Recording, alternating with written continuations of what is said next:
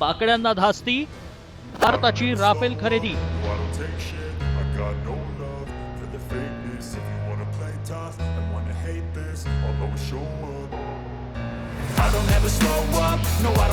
सामरिक शक्ती वाढणार, पाकड्यांना गाडणार.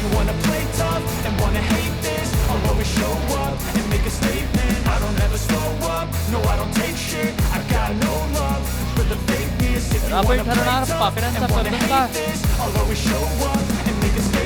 Everything I do so instinctive and so passionate. Every word I move so descriptive like an adjective. I got a vendetta.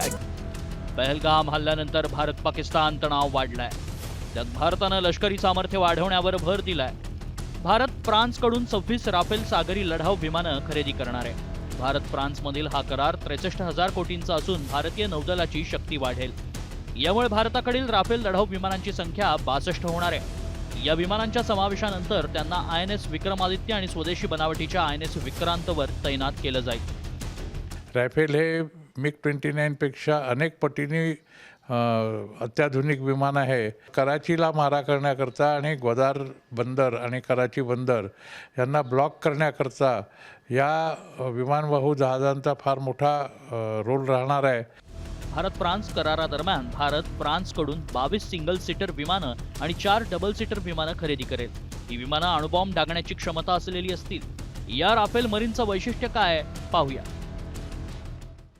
26 marine Rafale विमानांसाठी 63,000 कोटींचा सर्वात मोठा करार झालाय. भारतीय नौदलाला 22 सिंगल सीट आणि 4 ट्विन सीट राफेल मिळतील. 26 राफेल मरीन विमानांची डिलिव्हरी 4 वर्षात सुरू होणार. INS विक्रमादित्य आणि INS विक्रांतवर तैनात केले जाणार. भारताच्या ताफ्यात राफेल विमानांची संख्या 62 होणार.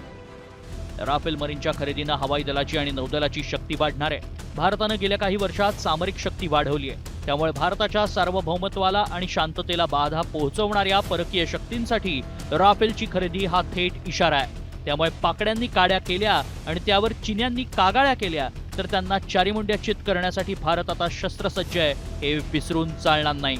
ब्युरो रिपोर्ट, साम TV.